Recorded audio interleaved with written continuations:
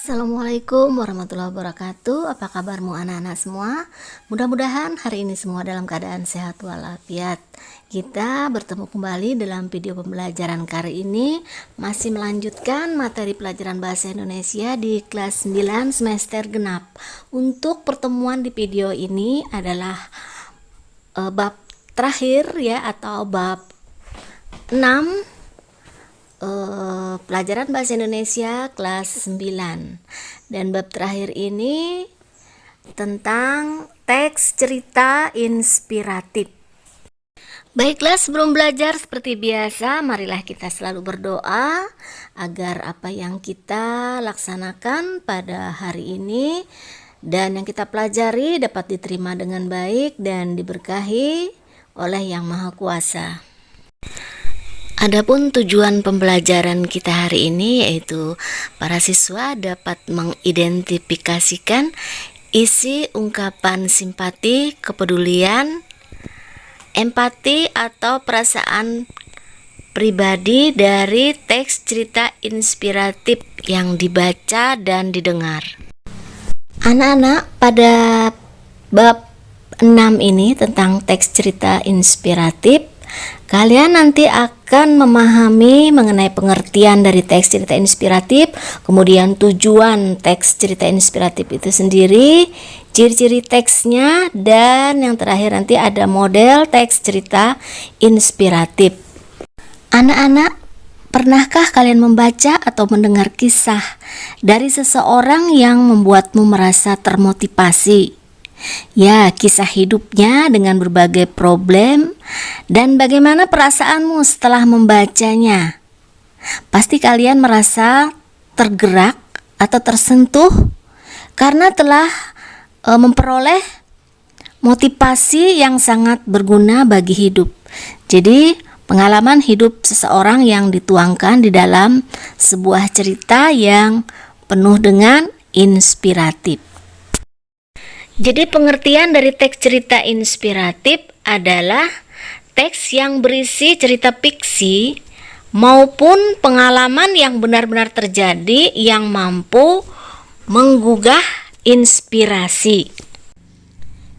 Inspirasi itu sendiri digambarkan atau diartikan sebagai sebuah ilham.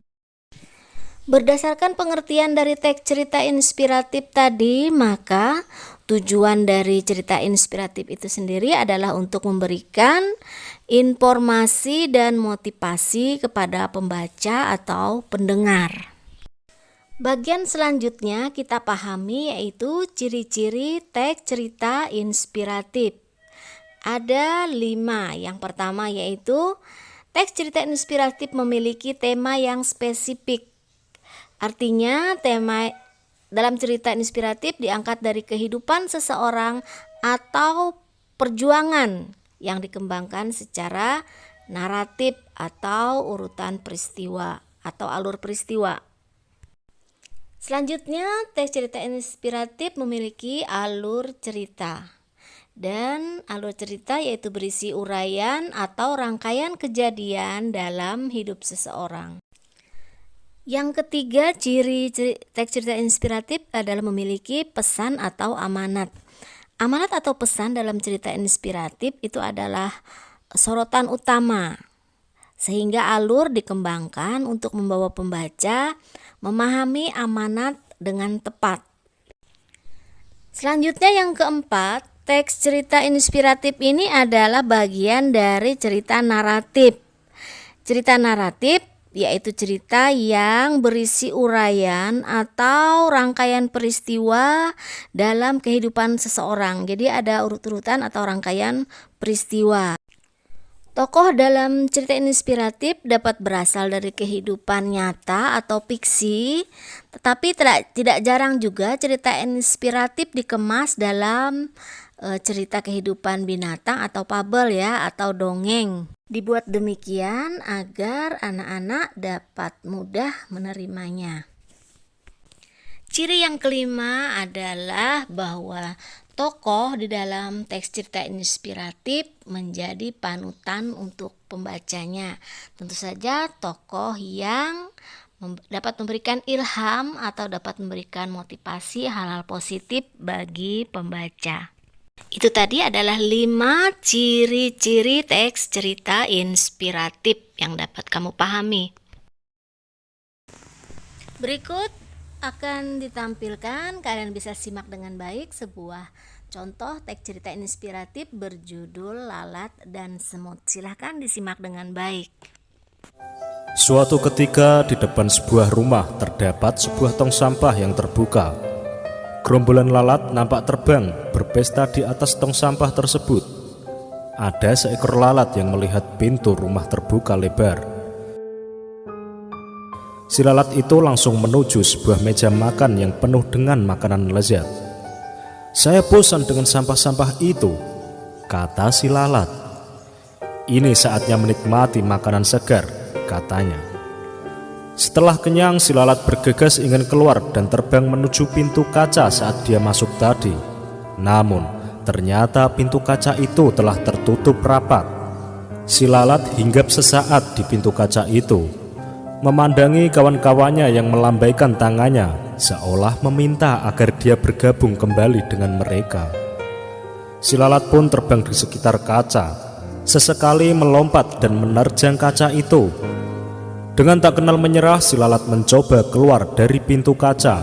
Lalat itu merayap mengelilingi kaca dari atas ke bawah, dari kiri ke kanan, bolak-balik. Demikian terus dan terus berulang-ulang, hingga akhirnya nampak lalat itu terkulai lemas terkapar di lantai. Tak jauh dari tempat itu nampak serombongan semut merah yang sedang mencari makan. Dan ketika menjumpai lalat yang tak berdaya itu, serentak mereka mengerumuni dan beramai-ramai, menggigit tubuh lalat itu hingga mati. Kawanan semut itu pun mengangkat bangkai lalat yang malang itu menuju sarang mereka. Dalam perjalanan, seekor semut kecil bertanya kepada rekannya yang lebih tua, "Ada apa dengan lalat ini, Pak? Mengapa dia sekarat?" Semut yang lebih tua menjawab, "Oh, itu sering terjadi. Ada saja lalat yang mati sia-sia seperti ini. Sebenarnya mereka ini telah berusaha. Dia sungguh-sungguh telah berjuang keras berusaha keluar dari pintu kaca. Namun ketika tak menemukan jalan keluar, dia frustasi dan kelelahan hingga akhirnya jatuh sekarat dan menjadi menumpahkan malam kita."